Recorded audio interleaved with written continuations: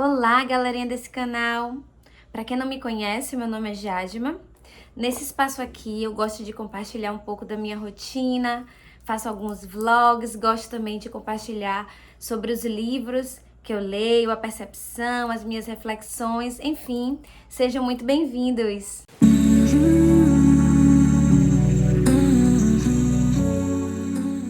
Então, nesse vídeo eu decidi compartilhar algumas reflexões que eu comecei a fazer nessas últimas semanas, que coincidiu com um livro que eu comecei a ler recentemente. Esse livro é Bem-vindos à Livraria Yunandong, eu não sei falar o nome da livraria, e nem o nome da autora, que é um nome bem difícil, eu acho que eu não vou nem me arriscar a falar.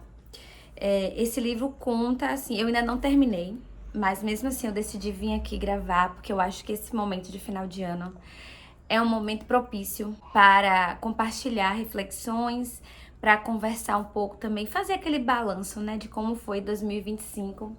Então eu, mesmo não terminando de ler, eu tô aqui ainda, acho que passei um pouquinho do meio, ó, tô aqui.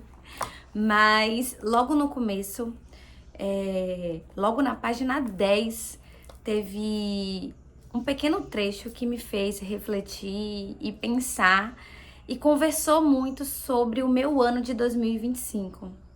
E aí eu decidi vir aqui para conversar um pouquinho com vocês sobre essa sensação que eu tive quando eu li esse trecho. Eu vou ler aqui, está na página 10. Não vai ser nenhum spoiler, até porque é um livro bem leve de se ler, assim, não tem grandes reviravoltas até onde eu li. Eu acho que ele tem justamente esse papel de nos fazer refletir sobre a nossa jornada aqui, né? Sobre a nossa vida, enfim. Eu vou ler aqui agora o trecho. Ele fala assim, ó. No passado, Yeong-ju, que é o nome da personagem, eu acredito que não estou falando corretamente, mas enfim, Yeong-ju vivia sob mantras como determinação e paixão. Ela sentia que se gravasse essas palavras na mente, sua existência de alguma forma faria sentido, mas ela compreendeu que não deveria deixar que palavras vazias ditassem sua vida. Em vez disso, aprendeu a ouvir seu corpo, seus sentimentos e a estar em lugares que a deixavam feliz. Quando precisa descobrir se está feliz em algum lugar, ela pensa nessas 3 perguntas. Eu me sinto bem nesse espaço? Eu consigo ser eu mesma e me amar como eu sou neste lugar? Eu me sinto valorizada aqui? Quando eu li de cara, já tá bem marcado aqui, eu fiz outras marcações também. Quando eu li logo esse trecho, eu vi que eu tinha escolhido o livro certo para o momento certo. Eu fiz algumas anotações aqui, eu vou deixar aqui de pesca, que foram reflexões que eu fui fazendo à medida que eu fui pensando sobre esse trecho tão pequenininho do livro, que ele já começa assim. E aí eu fui aqui anotando, e aí eu fui refletindo sobre o meu ano de 2025. Esse ano foi bastante desafiador para mim, lidar com as minhas emoções e de fato me ouvir, entender o que eu estava sentindo em determinados momentos.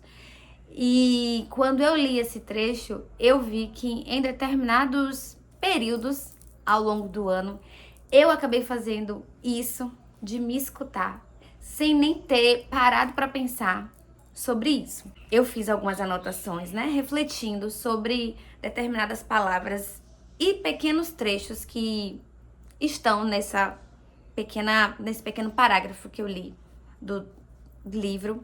E aí eu vou aqui pegando uma pesca e compartilhando também com vocês o quanto pequenas palavras me fizeram enxergar o quão 2025 foi desafiador e o quanto eu aprendi também durante esse ano. O primeiro trecho que eu marquei aqui foi viver sob mantras, determinação e paixão. Eu fiquei refletindo e aí eu fui buscar o significado dessas palavras, né? Determinação. O que é algo que a gente faz com determinação? É algo que a gente estabelece um propósito e tem ordem para chegar. Então você imprime a sua força para alcançar um determinado objetivo. E a paixão é um sentimento intenso, avassalador, muitas vezes irracional, caracterizado por euforia, funcionando quase como um vício cerebral. Quando a gente encara a nossa vida levando essas duas características como um mantra, é porque quando a gente encara um mantra, para mim, é algo que a gente internaliza e que a gente leva todo o nosso ser, toda essa energia em propósito de realizar aquilo. Então, quando você imprime determinação e paixão em algo, quer dizer que você se entrega completamente. Existe o lado positivo disso, obviamente, porque quando a gente quer muito algo e que a gente se esmera, entrega o nosso ser, a gente alcança em sua maior parte das vezes, ou a gente torna essa jornada muito produtiva e a gente vai com toda a nossa força. Mas em compensação, quando a gente faz isso com muita frequência, tem a parte que é desafiadora, para não falar assim negativa.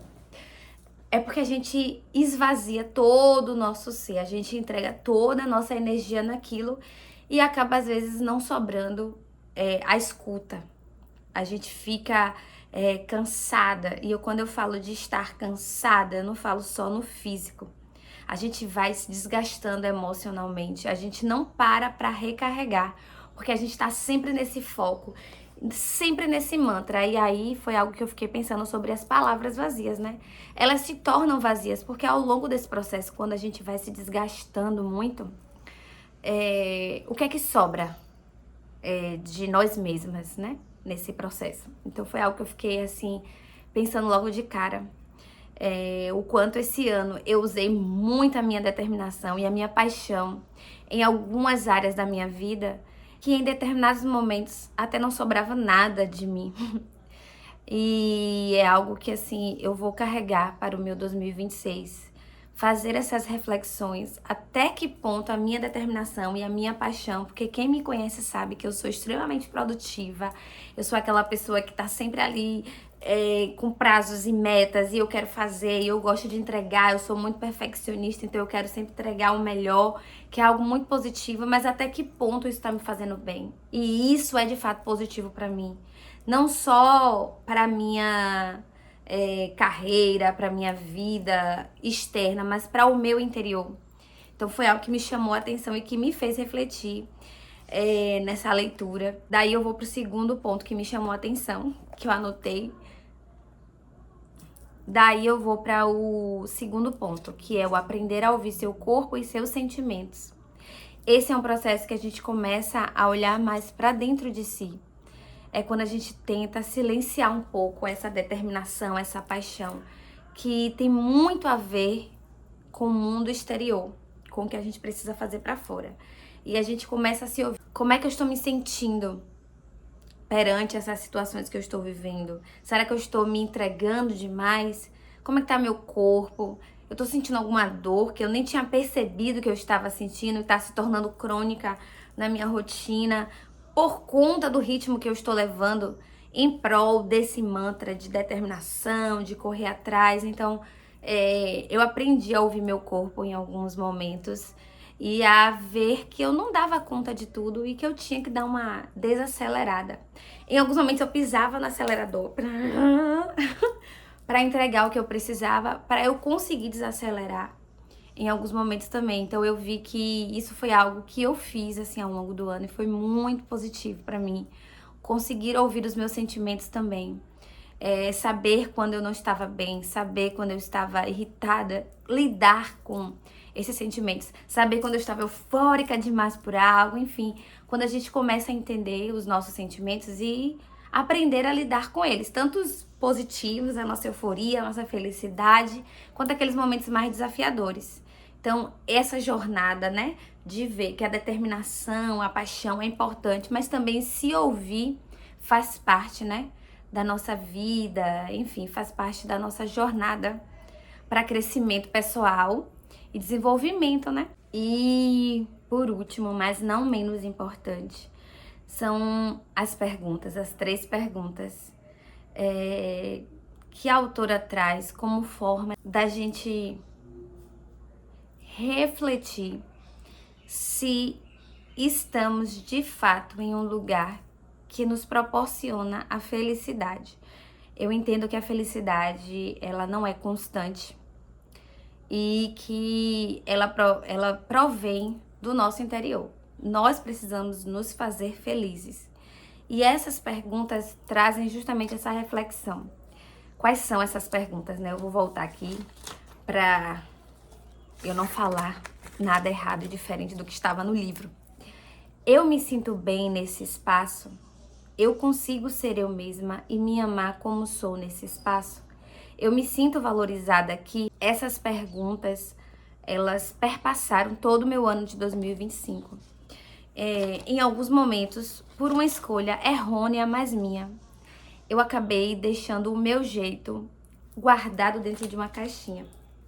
Eu sou uma pessoa extremamente expressiva, comunicativa, eu gosto de falar besteira, dar risada, só que em um determinado momento eu achei que não cabia ser assim para me encaixar num padrão que eu criei na minha cabeça que era o melhor.